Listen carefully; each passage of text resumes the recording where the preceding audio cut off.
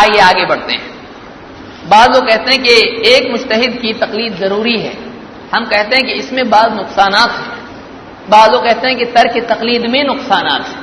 تقلید چھوڑ دو گے نقصان ہوگا، گمراہ ہو جاؤ گے وغیرہ وغیرہ وغیرہ. ہم کہتے ہیں تقلید میں بھی نقصانات ہیں. وہ کیا ہیں؟ نمبر ایک، یہ ایک ایسا عمل ہے کہ جس کے لیے کوئی دلیل ہی نہیں ہے. یعنی آپ زندگی بھر ایک ایسے عمل کو اختیار کیے ہوئے ہو جس کے لیے قرآن سنت اجماع اور قیاس میں کوئی دلیل نہیں ہے. اس میں کوئی دلیل ہی نہیں ہے. اور بنیادی دلیلیں دو ہیں، کتاب و سنت، اس میں تو کوئی ہے ہی نہیں ہے. آئیے نمبر ایک، کسی مجتہد کی متعین اور کسی فکس کر کے امام ابو حنیفہ، امام شافعی، امام مالک، امام احمد، ان میں سے کسی ایک کو طے کر کے انہی کی تقلید کرنا، اس کی کوئی دلیل نہیں ہے. امام النووی فرماتے ہیں والذی یقتضیہ الدلیل، دلیل کا تقاضا یہ ہے انہ لا یلزمہ التمذہب بمذہب، کسی ایک مذہب کو اختیار کر لینا یہ لازم نہیں ہے. دلیل کے مطابق کیا ثابت ہوتا ہے؟ ایک مذہب کو اختیار کر لینا لازم نہیں ہے.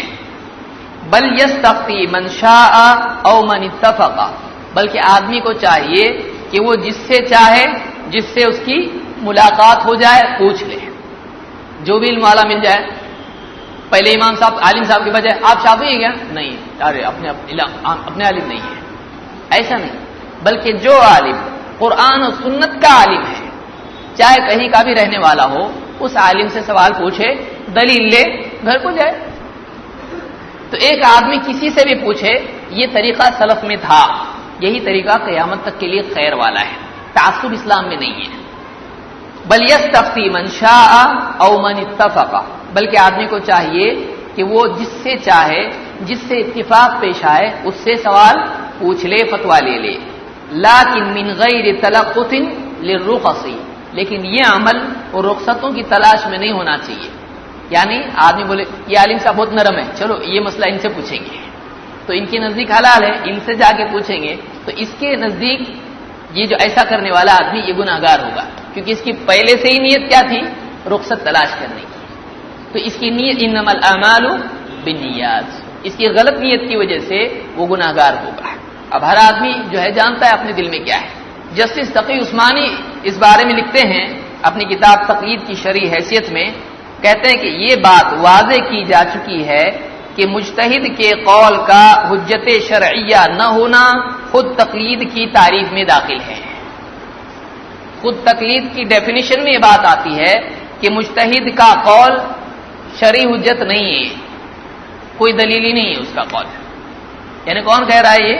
جسٹس تقی عثمانی، جو دیوبندی حنفی عالم ہیں، کہہ رہے ہیں یہ بات واضح کی جا چکی ہے کہ مجتہد کے قول کا حجت شرعیہ نہ ہونا خود تقلید کی تعریف میں داخل ہے. تقلید کی ڈیفینیشن میں بھی آتا ہے، ڈیفینیشن ہی میں آتا ہے کہ مجتہد کی بات یہ پروف نہیں ہے، اس کو پروف کی ضرورت ہے. نمبر دو، یہ پہلا نقصان ہے کہ ہم ایک ایسی چیز زندگی بھر کرتے ہیں جس کی کوئی دلیل ہی نہیں ہے، اور اس کے اوپر آپس میں لڑتے ہیں اس بنیاد پر. کتنی عجیب بات ہے، ایک بے دلیل چیز کے لیے زندگی میں لڑتے رہنا، اس سے زیادہ انسان کے لیے افسوس کی چیز کیا ہو سکتی ہے. نمبر دو، اور آپ بتائیے جب اس کی دلیل نہیں ہے تو یہ دین میں لازم کیسے ہوا؟ یعنی اللہ نے ایک ایسا لازم دے دیا جس کی کوئی دلیل ہی نہیں ہے. وما کان ربک نسیا، تیرا رب بھولتا نہیں ہے.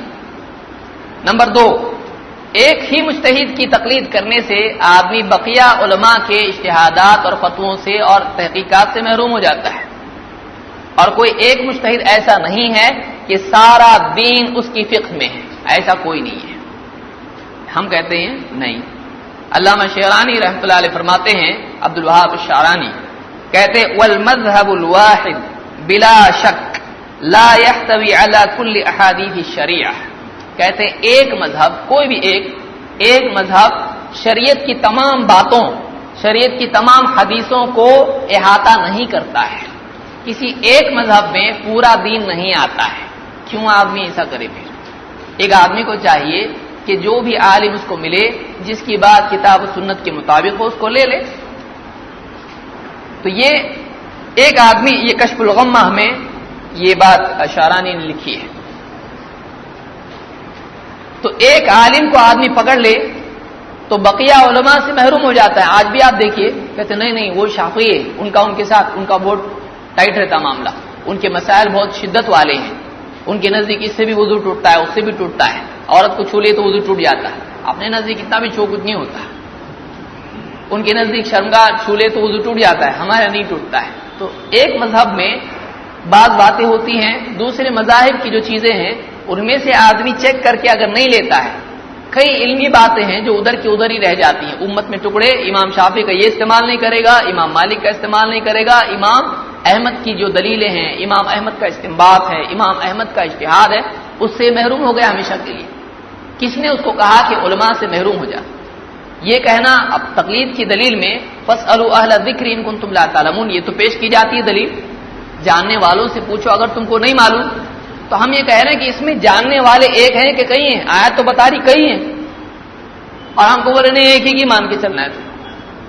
تو دلیل دے رہے ہیں ایسی آیت کی جس میں پلورل ہے، جمع ہے، اور منوا رہے ہیں ایک ہی مجتہد کی بات کو، تو کتنی غلط بات ہے.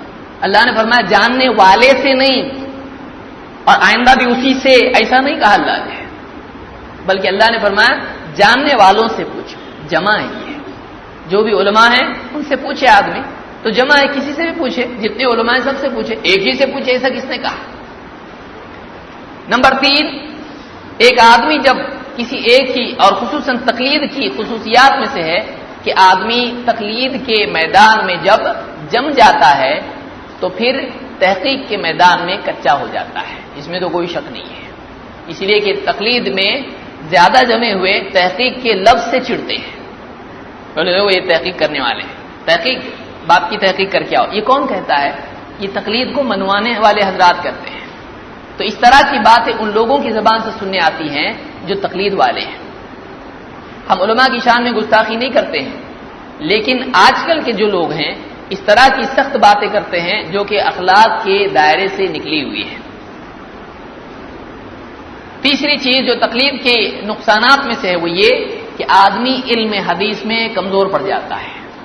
بھائی جب آپ کو روٹی کھانا ہے تو آپ کو آٹا گوندنے چکی پیسنے کی ضرورت کیا ہے؟ بعض لوگوں نے یہ بھی کہا ہے، بولے جب آپ کو پکا پکایا مل رہا ہے، مجتہدین کے فتوے مل رہے ہیں، تو آپ کو پھر سے تحقیق کرنا، کھیتی کرنا، چکی گھمانا، آٹا نکالنا، روٹی بنانا ضرورت کیا ہے آپ کو؟ تو پھر حدیث کی تحقیق کرنا، حدیث پڑھنا تبرک کے طور پر ہے. زلزلہ آیا بخاری شریف ختم کرو، جہاز ڈوب رہا بخاری شریف ختم کرو. تبرک کے لیے حدیث کی کتابیں پڑھی جاتی ہیں. پھر حدیثیں آتی ہیں، کہا جاتا ہے یہ شافعیوں کی دلیل ہے، یہ حنبلیوں کی دلیل ہے، یہ مالکیوں کی دلیل ہے، یہ فلاں کی دلیل ہے. یہ اپنی دلیل نہیں ہے. بخاری پورے کون تھے؟ شافعی تھے. امام بخاری شافعی نہیں تھے، خود مجتہد تھے. یہی بات عام طور سے علماء نے لکھی ہے، ہدایہ وغیرہ دیکھیے آپ، اس میں لکھا ہے امام البخاری خود ایک مجتہد تھے. لیکن یہ کہا جاتا ہے امام بخاری شافعی تھے نا، تو وہ شافعی دلیل ذکر کرتے، اپنی دلیلیں ذکر نہیں کرتے، یعنی امام بخاری ایسے گئے گزرے ہیں. تو اس سے اتنا نقصان ہوتا ہے کہ علماء کو بانٹ دیا جاتا ہے اور ایسا بتایا جاتا ہے ہر عالم اپنی بولتا ہے، دوسروں کی بولتا نہیں. یعنی سارے علماء جتنے بھی ہیں، امام البخاری وغیرہ وغیرہ، امام ترمذی، امام ابو داؤد، یہ ایسے لوگ ہیں کہ دلیلوں کو چھپانے والے اور اپنی دلیلیں پیش کرتے ہیں. انہیں آج کل کے لوگوں کی طرح ہے جو ایک دم اخلاق اور تقویٰ سے عاری ہوں. ایک صاحب تو کہنے لگے اپنے بیان میں کہ ان کو بخاری سے دلیل نہیں ملی تو کباڑی کے پاس پہنچ گئے. کباڑی کون ہے؟ امام ترمذی ہے. بتائیے کیسی باتیں ہیں، اللہ رحم فرمائے.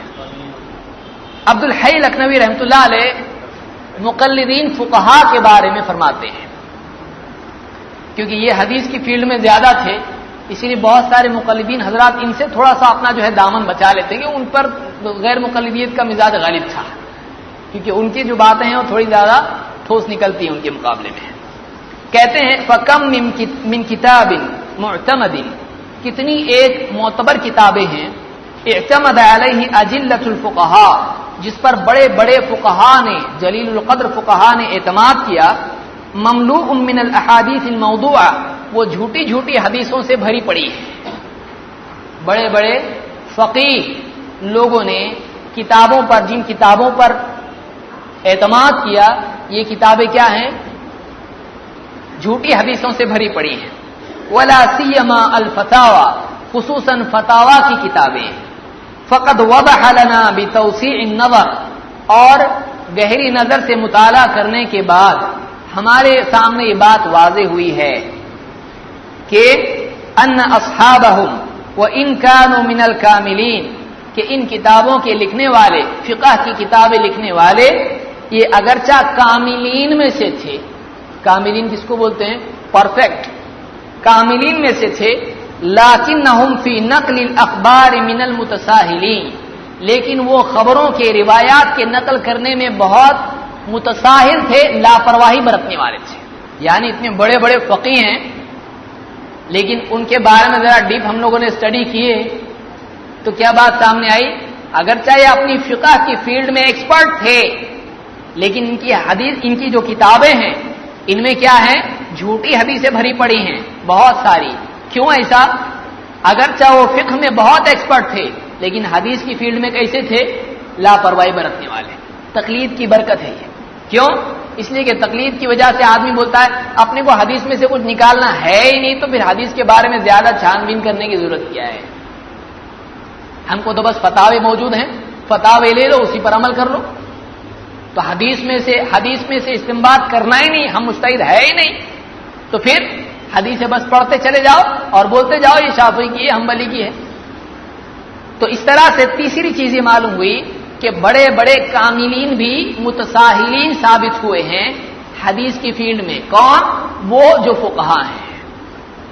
اس لیے حدیث آج کوئی آدمی کھڑا ہو کہ اس دور میں بولے یہ جو آپ بتا رہے حدیث تمہارے نبی کی بتاؤ اوتھینٹک ہے کہ نہیں، پھر سے جانا پڑے گا کہ نہیں پڑے گا، چیک کرنا پڑے گا، بتانا پڑے گا ہاں یہ اللہ کے نبی صلی اللہ علیہ وسلم کی حدیث ہے. کیوں؟ اس لیے کہ سند اس کی ہے. تو آج بھی اس کی ضرورت ہے، آج بھی اس کی ضرورت ہے. لیکن اللہ کا احسان ہے، آپ دیکھیں یہ آج گلی گلی چوراہے پر اور گھر گھر میں ایک عام آدمی بولتا ہے اس میں راوی ضعیف ہے. کون لایا یہ؟ لوگوں میں کون لایا ہے؟ بتائیے. یہ تقلید کی برکت نہیں ہے، یہ تقلید ترک کرنے کی برکت ہے کہ تحقیق کے میدان میں ایک آدمی آیا ہے، بولتا ہے نہیں یہ انگوٹھے چومنے کی حدیث صحیح نہیں ہے، یہ ایسے صحیح نہیں ہے، یہ صحیح ہے، یہ غلط ہے، اس لیے یہ روایت ہے. ہر آدمی بتاتا لیکن حدیث میں تو ایسا ہے، لیکن حدیث میں تو ویسا ہے. تو ایک عام آدمی حدیث کی فیلڈ میں کیوں آیا؟ اس کو حدیث سمجھ رہی ہے، اور عالم سے جا کے پوچھو حدیث کے بارے میں، بولتا حدیث تم کو کیا سمجھے گی، اس کو تو 8 سال پڑھنا پڑتا ہے. ٹھیک ہے آپ پڑھے، بتاؤ نا. ہم کو نہیں سمجھے گی، آپ کائے کے لیے ہو، آپ اس کے لیے ہو کہ سمجھاؤ. اب بتاؤ کون سی حدیث ہے؟ تو کہاں حدیث ہے آپ بتائیے. آپ چیک کر کے دیکھیں، وہ تو ابھی تھوڑا تھوڑا شروع ہو رہا ہے، وہ بھی جوابی کارروائی کے طور پر ہے. جوابی کارروائی، اور ان کی کتاب بہت بک رہے، اس میں دلیل رہتے، پبلک وہ کرتی، اپنی کتاب کون لیں گے، چلو مدینہ میں بیٹھ کے لکھیں گے. اب جا کے ہو رہا ہے نماز پیغمبر، رسول اکرم کا طریقہ نماز اب آ رہا ہے، مدلل محشا. اچھا تو اس سے پہلے کہاں تھی دلیلیں؟ اس سے پہلے ہم بول رہے ماننا، لیکن اب پبلک کیسے بول رہی نہیں جاتے ہم، بولو دلیل دیتے تو جاتے ہم، ارے جلدی آؤ ادھر آؤ، دلیل ہمارے پاس بھی دلیل ہے، دلائل تو دیں گے. تو یہ ماحول آج کس وجہ سے بنا؟ پبلک پوچھ رہی ہے کس نے بنایا ماحول. اگر ایسی آنکھ بند کر کے چلنے والے ہوتے تو معلوم نہیں کہاں تک لے جاتے ہم. پاؤں دھو کے پلانے والے کون ہیں؟ پاؤں دھو کے پلانے والے بس بول رہے کرو، آنکھ بند کر کے مانو. تو یہ امت جو ہے یہ کرنے لگ گئی تھی. آج پبلک پوچھ رہی ہے ہاتھ پکڑ کے اس کی دلیل ہے کیا؟ عورتوں سے بیعت کر رہے دلیل ہے کیا؟ تو آج پبلک پوچھ رہی ہے کیوں؟ دلیل کی وجہ سے. تو اچھوں کو جو ہے پریپئر کر کے آنا پڑ رہا ہے، اچھوں کو پریپئر کر کے آنا پڑا کہ جیسے ہی بیان ختم ہوا 2-4 لوگ سائڈ میں لے کے پوچھتے اس کی دلیل ہے کیا. تو پریپئر ہونے کی برکت کہاں سے آئے گی؟ ورنہ کون پوچھنے والا ہے؟ جبہ پہنو اور بیان کرو، ختم. جبے کی دلیل ختم، ایک ہی دلیل ساری باتوں کی دلیل ہے. لیکن آج کیسا ہو رہا، ایک بھی بات بولے تو یہاں پسینہ پہنچ رہا ہے، یہاں پسینہ پہنچ رہا ہے. کیوں؟ دلیل پوچھنے والی ہے قوم. اور دکھتا ہے چہرہ دکھتے رہتا، بہت غور سے دیکھتے رہتا، بولتا یہ ملنے والا ہے نماز کے بعد اپنے کو. آج عالم پریپئر کیوں کر رہا ہے؟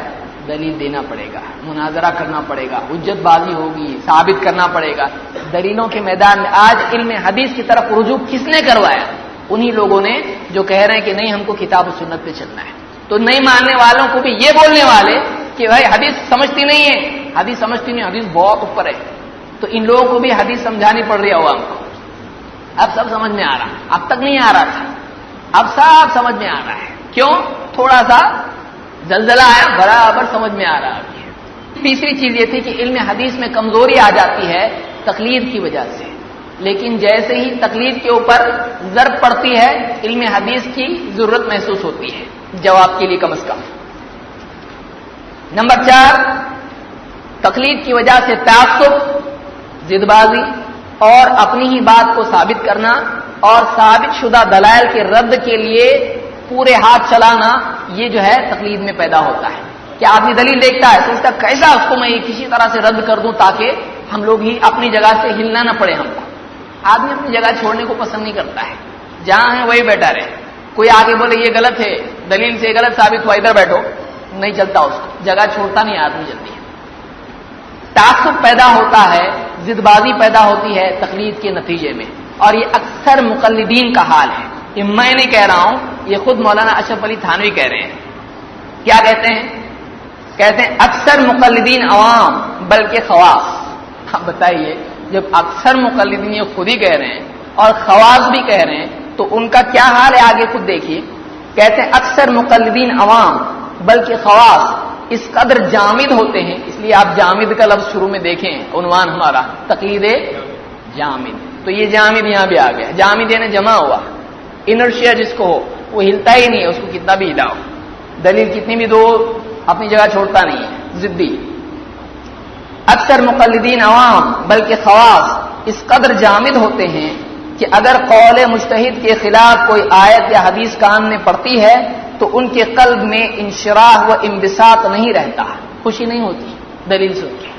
نبی کی بات سن کے، مجتہد کے خلاف سن کے ایسا سارے ان کے پاس کہاں سے یہ دلیل اپنے سے ٹکرانے والی، یعنی ان کی بات صحیح نکل رہی ہے، ہم غلط نکل رہے ہیں. بلکہ اول استنکار قلب میں پیدا ہوتا ہے. شروع میں کیا ہوتا؟ دل میں نئی پیدا ہوتا، استنکار اس کو بولتے ہیں. دل قبول نہیں کرتا ایسی حدیث کو جو اپنے امام کے خلاف جا رہی ہے. کہتے ہیں اول استنکار قلب میں پیدا ہوتا ہے، پھر تعویل کی فکر ہوتی ہے. تو کسی طرح حدیث کو توڑ مروڑ کے اس کا یہ مطلب نہیں ہے، ہم سے ٹکراتا نہیں، کچھ اور مطلب ہے. خواہ کتنی ہی بعید کیوں نہ ہو، خواہ کتنی ہی بعید ہو یعنی دور کی تعویل ہو، اور خواہ دوسری دلیل قوی اس کے معارض ہو، چاہے کتنی ہی دلیل قوی اس کے ٹکرانے والی ہو اس تعویل کے، بلکہ مجتہد کی دلیل اس مسئلے میں بجز قیاس کے کچھ بھی نہ ہو. مجتہد کے پاس کوئی قرآن کی آیت نہیں، کوئی حدیث نہیں، اجماع نہیں، بلکہ قیاس کے سوا مجتہد کے پاس کچھ نہ بھی ہو ایک مسئلے میں تو بھی اسی کو ترجیح دیتا ہے آدمی. بلکہ خود اپنے دل میں اس تعویل کی وقعت بھی نہ ہو، دل بھی بول رہا ہے کیا غلط بات کو زبردستی مان رہا، دل بھی بولتا رہتا ہے، مگر نصرت مذہب کے لیے تعویل ضروری سمجھتے ہیں. اپنے مذہب کو جتانے کے لیے، اسی پر جمنے کے لیے، حق ثابت کرنے کے لیے حدیث کی تعویل کو ضروری سمجھتے ہیں. تعویل مطلب بدل دینا. بعض سنن مختلف فیہا مثلا آمین بالجہر وغیرہ پر حرب و ضرب کی نوبت آ جاتی ہے. بعض ایسی سنتیں جس میں اختلاف ہے، مثلا آمین بالجہر وغیرہ، اس پر مار پیٹ کی نوبت آ جاتی ہے. اور قرون ثلاثہ میں اس کا شروع بھی نہ ہوا تھا. یعنی تقلید شخصی، ایک ہی مجتہد کی بات ماننا، ایک ہی عالم کے پیچھے چلنا، اس کا اقرار خود کر رہے ہیں. کیا کہہ رہے ہیں؟ اور قرون ثلاثہ میں 3 دور جو گزرے ہیں، نبی صلی اللہ علیہ وسلم کا دور، صحابہ کا، تابعین کا، تبع تابعین کا، کیونکہ صحابہ نبی صلی اللہ علیہ وسلم کے دور میں تھے تو وہ 1 2 3 دور ہیں تبع تابعین تک کا. کہتے ہیں اور قرون ثلاثہ میں اس کا شروع بھی نہ ہوا تھا، یہ پھیلی نہیں تھی. بلکہ کیف متفقا، جس سے چاہا مسئلہ دریافت کر لیا، یعنی جس سے آدمی چاہتا پوچھ لیتا. ایسا اپنے آپ کو پابند نہیں بناتا میں صرف ابو ہریرہ رضی اللہ تعالیٰ کا مقلد ہوں، میں صرف انس بن مالک رضی اللہ تعالیٰ کا مقلد ہوں، ایسا کوئی نہیں کرتا تھا. بلکہ بعض حنفی حضرات نے لکھا ہے کہ یہ دونوں فقیہ تھے ہی نہیں، یہ عالم نہیں تھے، فقیہ نہیں تھے، یہ گہری سوچ بوجھ نہیں رکھتے تھے، ایسا بھی لکھا ہے. اللہ ہدایت دے لوگوں کو. یہ دونوں مفتی تھے اپنے دور کے. اور بات یہ تذکرۃ الرشید جلد 1 صفحہ 131. اور یہاں پر بھی بعض لوگوں نے اس طرح کے بھی شعر لکھے ہیں، یعنی امام ابو حنیفہ رحمۃ اللہ علیہ کی محبت میں اور دوسروں کی نفرت میں. کیا شعر ہے؟ فلعنت ربنا اعداد رمل علی من رد قول ابی حنیفہ، اللہ کی لعنت ہو اور ریت کی کنکریوں کے برابر اللہ کی لعنت ہو اس آدمی پر جو ابو حنیفہ کا قول رد کر دے۔ کیا ہے اس میں کون کون آ رہا؟ امام شافعی آ رہے، امام احمد آ رہے، امام مالک آ رہے، ان میں سے کون ہے جس نے امام ابو حنیفہ رحمۃ اللہ علیہ کے قول کو رد نہیں کیا ہے اور ان کے خود شاگردار ہیں؟ تو یہ کیا ہے؟ یہ تعصب ہے، یہ دشمنی ہے، گروپ بندی ہے، اس کی بنیاد پر گروپ بندی ہوتی ہے۔ اسی کی بنیاد پر اگر آدمی یہ کہہ دے کہ بھائی سنت سے جو ثابت ہو، اپنے نبی سب کے نبی ہیں، اللہ کے نبی صلی اللہ علیہ وسلم سے جو ثابت ہو مان لیں گے، ایسا بولنے کی ہمت کرتے ہیں؟ نہیں، وہ سب ٹھیک ہے، لیکن ہمارے امام تو امام ہمارے بھی تو ہیں، آپ کے کیسے ہوئے؟ چاروں ہمارے امام ہیں، کوئی ایک امام نہیں ہے۔ بعض لوگ بولتے ہیں کہ آپ اماموں کو نہیں مانتے، ہم لوگ جب پوچھتے ہیں تو ہم پوچھتے ٹھیک ہے آپ مانتے ہیں؟ ہاں مانتے ہیں، تو ہم بھی مانتے ہیں۔ بولے آپ ان کو مانتے ہیں، ان کی کدھر مانتے ہیں؟ ہم کہا آپ بھی تین کی کدھر مانتے ہیں؟ تو آپ ایک کو مانتے، تین کو نہیں مانتے، سمجھ رہے ہیں؟ آپ کو اگر کوئی کہے آپ اماموں کو نہیں مانتے تو ہم بھی مانتے ہیں، آپ کدھر مانتے ہیں؟ بولے ہم مانتے نا، بولے ہم بھی مانتے ہیں۔ وہ فوراً کیا کہے گا؟ ماننا ایسا تھوڑی رہتا، ماننا ان کی بھی ماننا پڑتا ہے۔ ٹھیک ہے، تو آپ تین کی نہیں مانتے؟ تین کی نہیں مانتے، تو ایک کی مانتے، تین کی نہیں مانتے۔ اگر ماننا یہ ماننا ہے تو آپ تین کی نہیں مان رہے نا، پھر تین کو کیوں چھوڑے؟ ایک کی وجہ سے۔ ہم نے چار کو چھوڑے ایک کی وجہ سے۔ تمہارا ایک کون سا ہے؟ یہ پانچواں امام، وہی جو ان کے چاروں کے امام ہے۔ کون ہے؟ محمد رسول اللہ صلی اللہ علیہ وسلم۔ آپ ایک امام کی وجہ سے تین کو چھوڑ سکتے جو نبی نہیں ہے، ہم نبی کی وجہ سے چار کی بات کو چھوڑ سکتے کہ نہیں چھوڑ سکتے؟ ہم نے ایسا تو نہیں کہا ہم امام ابو حنیفہ کی کبھی نہیں مانیں گے، ایسا بولے؟ آپ بولتے ہو امام شافعی کی ہم کبھی نہیں مانیں گے، ہم نہیں بولتے، ہم تو ماننے والوں میں سے ہیں۔ آپ تو بول چکے ہو ہم تینوں کی نہیں مانیں گے، ہم ہے کہ نہیں ہے؟ آپ تینوں کی نہیں ماننے کا جو ہے دعویٰ اور وعدہ کر چکے ہو، ہم بولے ہی نہیں ایسا اب تک۔ ہم بولے مانیں گے، ہاں قرآن سنت سے ٹکرائے گی تو نہیں مانیں گے، یعنی کچھ تو مانیں گے نا ان کا۔ ہم تو ماننے والوں میں سے، آپ تو بول رہے نہیں مانتے ہم۔ تو اصل ماننے والا کون ہے؟ اور کتاب و سنت کی شرط کے ساتھ ماننا اماموں کی تعلیم ہے، جیسا کہ میں آگے آؤں گا، بہرحال لمبا جائے گا۔ نمبر 5، تقلید کی وجہ سے، تقلید شخصی کی وجہ سے آدمی تضاد بیانی اور جھوٹ میں بھی مبتلا ہو جاتا ہے۔ کیسا؟ نمبر 1، تضاد بیانی۔ تقلید کے بارے میں آپ دیکھیے، تقلید والے کہتے ہیں دو چیزیں ہیں دین میں، ایک ہے عقائد، ایک ہے مسائل۔ کہتے ہیں مسائل میں تقلید کرنا واجب ہے، فروع میں، فقہ میں تقلید کرنا واجب ہے۔ کیوں؟ کہتے ہیں اتنا ڈیپ ہے قرآن سنت، یہ علوم، اتنے علوم، عربی زبان، کیا ناسخ منسوخ تفسیر اتنا نہیں کر سکتے ہم لوگ، اس کے لیے ہم کو تقلید کرنا ضروری ہے۔ ٹھیک ہے، فقہ میں یہ مسئلہ ہے، عقیدے میں مسئلہ نہیں ہے۔ یہ عقیدہ سیکھنے کے لیے بھی تو وہی کرنا پڑے گا، قرآن سنت حدیث یہ وہ سب اس میں دیکھ کے کرنا پڑے گا، لیکن ان کے نزدیک عقیدے میں تقلید جائز نہیں ہے، یعنی عقیدے میں تقلید جائز نہیں اور فقہ میں تقلید واجب ہے۔ کانٹرڈکشن۔ ہم کہیں بھائی فرقے جتنے بنے وہ فقہ کی بنیاد پر بنے کہ عقیدے کی بنیاد پر بنے؟ شیعہ بنے، معتزلہ بنے، رافضی بنے، یا اسی طرح سے مرجئہ ہیں، اسی طرح سے معتزلہ ہیں، قدریہ ہیں، جبریہ ہیں، یہ سب کس بنیاد پر بنے؟ یہ سب عقیدے کی بنیاد پر فرقے بنے، تو معلوم ہے عقیدے میں مسٹیک کے چانسز زیادہ ہیں۔ اگر آپ کہتے ہو کہ فقہ میں مسٹیک زیادہ ہو سکتی ہے اس لیے تقلید ہے، عقیدے میں تو ہو چکی ہے، فرقے بنے اس کی بنیاد پر، اس میں تقلید کیوں نہیں؟ کانٹرڈکشن۔ یہاں پہ لکھا ہوا ہے، مثال کے طور پر تقی عثمانی اپنی کتاب تقلید کی شرعی حیثیت میں کہتے ہیں، صفحہ نمبر 120 پر، دین کے بنیادی عقائد میں تقلید نہیں ہوتی۔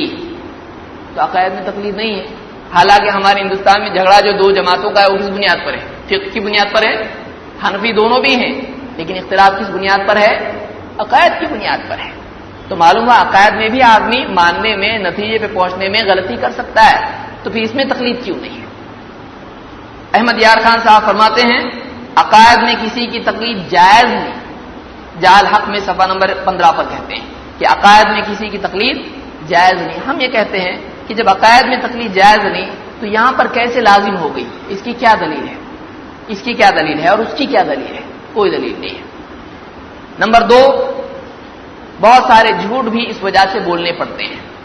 تقی عثمانی صاحب کہتے ہیں اس میں سے ایک غلط بات کیا ہے جو کہی جاتی ہے کہ چاروں اماموں کے بیچ میں جو اختلاف ہے وہ حلال و حرام کا نہیں ہے، یہ بس افضل غیر افضل کا ہے۔ آپ لوگوں نے کئی لوگوں سے سنا ہوگا یہ جواب، حالانکہ ایسا نہیں ہے، یہ جھوٹ ہے۔ یا تو آدمی تحقیق نہ ہونے کی وجہ سے کہہ رہا ہے، یا تو جان بوجھ کے ایسا کہہ رہا ہے۔ اماموں میں حلال و حرام، فرض و واجب وغیرہ وغیرہ میں بھی اختلاف ہے۔ کیسے؟ دیکھیے، تقی عثمانی صاحب کہتے ہیں تقلید کی شرع، یہ دیوبند کے اور حنفی جو مکتب فکر کے یہ بالکل متکلم ہے، یعنی یہ بڑے مانے جاتے ہیں، اس لیے میں ان کی کتاب کے حوالے دے رہا ہوں۔ مفتی محمد شفیع کے بیٹے ہیں، کہتے ہیں کہ اور جہاں ائمہ مجتہدین کے درمیان جائز و ناجائز کا اختلاف ہے، وہاں بھی اس اختلاف کو خالص علمی حدود ہی میں رکھنا ضروری ہے۔ ان اختلافات کو نزاع اور جدال اور جنگ و پیکار کا ذریعہ بنا لینا کسی امام کے مذہب میں جائز نہیں۔ پہلا جملہ کیا ہے؟ اور جہاں ائمہ مجتہدین کے درمیان جائز و ناجائز کا اختلاف ہے، معلوم ہوا کہ ائمہ مجتہدین کے نزدیک جو اختلاف ان میں آپس میں ہے وہ جائز ناجائز کا بھی ہے۔ تو یہ بات غلط ثابت ہوئی کہ صرف افضل غیر افضل کا فرق ہے، سب صحیح ہیں، جائز ناجائز میں اختلاف نہیں، حلال و حرام میں اختلاف نہیں، ایسا نہیں ہے۔ اور جو آدمی بدایت المجتہد و نہایت المقتصد پڑھے گا ابن رشد کی، وہ پورا دیکھے گا کتنا اختلاف ہے، بلکہ جو آدمی ہدایہ پڑھے گا وہ دیکھے گا کہ خود امام ابو حنیفہ رحمۃ اللہ علیہ اور ان کے دونوں شاگردوں کے بیچ میں کتنا اختلاف ہے۔ مثال کے طور پر دو مثالیں یہاں پر میں دیتا ہوں۔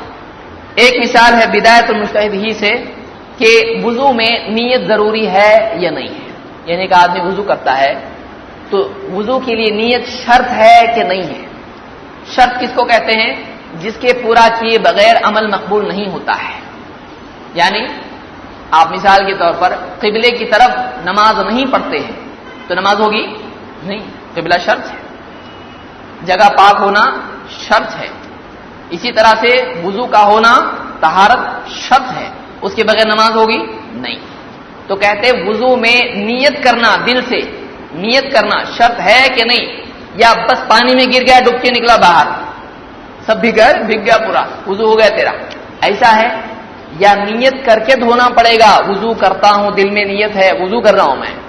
ایک آدمی وضو کرے نیت کے ساتھ، دل کے ارادے کے ساتھ، یا بارش میں بھیگ کے آ گیا، بولا چلو بھیگ تو گیا، وضو کے سارے اعضاء دھل گئے، مسئلہ ختم، چلو نماز پڑھ لیں گے بھیگنے کی وجہ سے، تو کیا اس کا وضو ہو گیا؟ تو امام ابو حنیفہ رحمۃ اللہ علیہ کے نزدیک نیت ضروری نہیں ہے، بغیر نیت کے بھیگ جائے اس کا وضو ہو جاتا ہے۔ لیکن تین امام جو ہیں، تینوں امام مالک، امام شافعی، امام احمد ابن حنبل، ان تینوں کا کہنا ہے کہ نیت اگر اس نے نہیں کی ہے اس کا وضو نہیں ہوگا، وضو ہی نہیں ہوا، یعنی ان کے نزدیک وضو نہیں ہوتا ہے، ان کے نزدیک وضو ہوتا ہے۔ بتائیے یہ کتنا بڑا وضو ہی نہیں تو نماز، کتنا بڑا مسئلہ ہے۔ تو ان کے نزدیک نیت ضروری ہے وضو میں، ان کے نزدیک ضروری نہیں، شرط نہیں ہے۔ اسی طرح سے آپ دیکھیں کتے کا جوٹھا پاک ہے ناپاک ہے؟ کیا ہے؟